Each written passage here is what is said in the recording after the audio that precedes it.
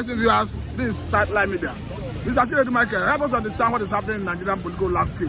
Because this Yorubalization of Nigeria has been alleged against Tinubu is perhaps the one threatening his chances of getting a second ticket because the North already rattled. Look at the CGN that just quit office by way of retiring. The current CGN is now Kekere who is from the same southwestern part of the country. We understand that actually it is by way of seniority in that sector that determine who becomes the CGN. But other areas of human endeavor or other government appointment, people are talking, just people talking about that this is what is pushing the Hausas to say we cannot continue with this urbanization. Yes, that reminds me of Onohem, during the time of Onohem.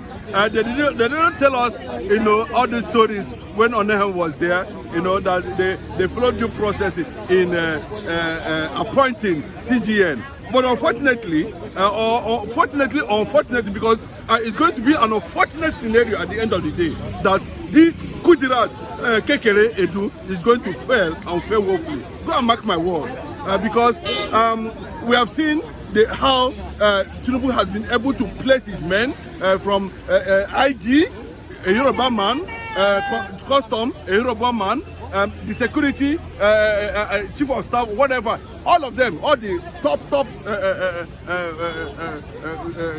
positions in this country. CBN governor, finance, minister of finance, everywhere na Yoruba, everywhere. Like, you understand? They not, you know why? The North shouldn't complain. They should not complain. You understand? Because it has become a norm in Nigeria. It is only PDP government that will see total federal character, in the appointment of positions, to manage this country. But right from the era of Buhari to where we are now, this one has become very significant. Even Buhari himself was trying to hide it, but this one, everywhere is clear. The next person to go now is the INEC chairman, Yakubu Mahmoud, and it's going to appoint a Yoruba man at the end of the day. There's no two ways about it. So everybody should sit up, touch your bed. The North should also sit up, like the Easterners now, touch your bed and be ready for the consequences that they have already thrown us to. And the consequences are going to come in diverse ways, because the man has started positioning people ahead of 2027. No matter how you're going to look at it, he has already made it very clearly that if you come now, I am in charge of the resources. He's the petroleum minister, of course. His man is the CBN governor, minister of finance. So he has the required funding, to buy anything viable to make sure that he return back to Aso Rock come 2027. So he's ready, but the fact remains is that are Nigerians going to continue in this uncertainty come 2027? Will Nigeria survive with this kind of present economic hardship before 2027? Is there any arrangement to... The first person that should target there is the Senate President, Akpabio. What I want to see that Akpabio impeached completely. They remove him. No, it's very clear. Somebody said he's the worst Senate President since I was born. The guy is lousy with statement. The guy has no comportment. In fact, he has no character. He behaves like a child. Forgetting that Senate presidency is an institution, a representative of democracy. Okay, let's look at what he said before that protest. That people can be protesting, themselves will be eating. He go drink that beer and belly go swell up. You understand? That enjoyment when people with the protest, they enjoy. But that tells you the mockery. He's making mockery of the presidency under Tinubu. Okay, now let us look at the travel of Joe Ajero. I'm talking about the NSC president, who recently was invited by the police. We understand that his lawyer, Falana, wrote to the police and said, give us time, we are going to appear. And Falana approached the police that they should make specific his crime or other allegations.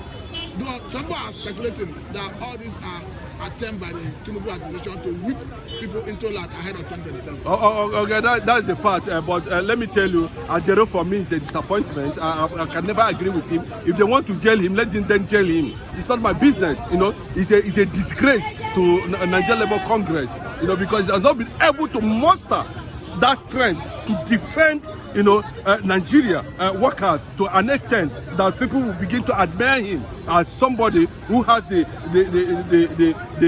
heart, you know, to defend ordinary Nigerians on the streets. So, but no matter how you look at it, you know, you understand, Ajero has been somehow acting like a politician recently. So, and since he has started acting for a politician, he should also face the consequences of acting like a politician, and that is what is coming to him. So nobody should pity Ajero for anything, you know, because for me, he has not been able to defend, you know, the principles, you know, that govern. That, see, you know what is called labor? Labor. You don't not joke with labor, you know. They are the productive sector of every country. You know, they make sure that a nation functions. It's labor. If there's anything that has to do with, you know, economy, it's labor. And when labor takes a particular stand, I think the government should be able to go to their knees and beg. So are you satisfied with the level? No, bro, let the harassment continue because he deserves it. I mean, you see, I always say this, that's my opinion. Let the harassment continue because he deserves it. What are we benefiting? After the whole thing, is the harassment justified? Is that education behind? See, let me tell you, if he has done well, there shouldn't be harassment. What do you mean doing well? Are you a member of any of the unions? Because I think I do not. He fought for the members of the union. As at the last time, we understand that the salary have been restructured. How many people are under the pay and rule of Nigerian government?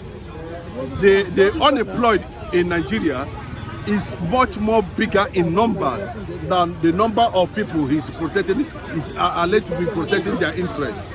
But doesn't that be going to protect the interest of his members? The interest of Nigerians. Nigerian Labour Congress. Everybody is Nigerian Labour Congress. So, irrespective whether you are in the union or not, everybody is Nigerian Labour Congress. Are you not working? What are you doing here? Are you not laboring? It's part of it now. Everybody. You belong to a union that is affiliated to NSC. Bro, everybody is affiliated because everybody pays tax. Are you paying your due as a person? Yes, now. I am on daily basis, you know. No financial due. Every day I do that on daily basis. Financial due. You have your record, you have your Oh, God, I have it. And you understand? You can go to bank and find out themselves, you know, how the bank is taking my money on daily basis, you know, and giving to. No, I mean paying your due to organized labor. Why? That's what I'm explaining to you now. Right now, they're explaining to you. Okay, let me just tell you now. What does it take? This Nigeria National Union of Transport Workers. How do they survive? They survive by commuting,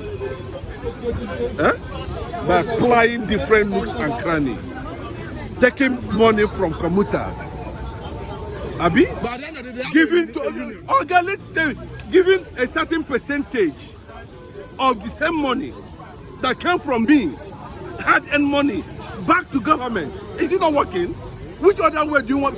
Okay, let me ask you. What have I benefited from Nigeria for the past 100 years now? No, I'm not permitted to answer questions. Okay, beautiful. But I'm telling you now that Nigeria, as a nation, as a government, is benefiting from me more than I am benefiting from the government. Let me say a very big thank you for your time, Mr. Chinedu. We hope to have you next time. No problem. Thank you very much.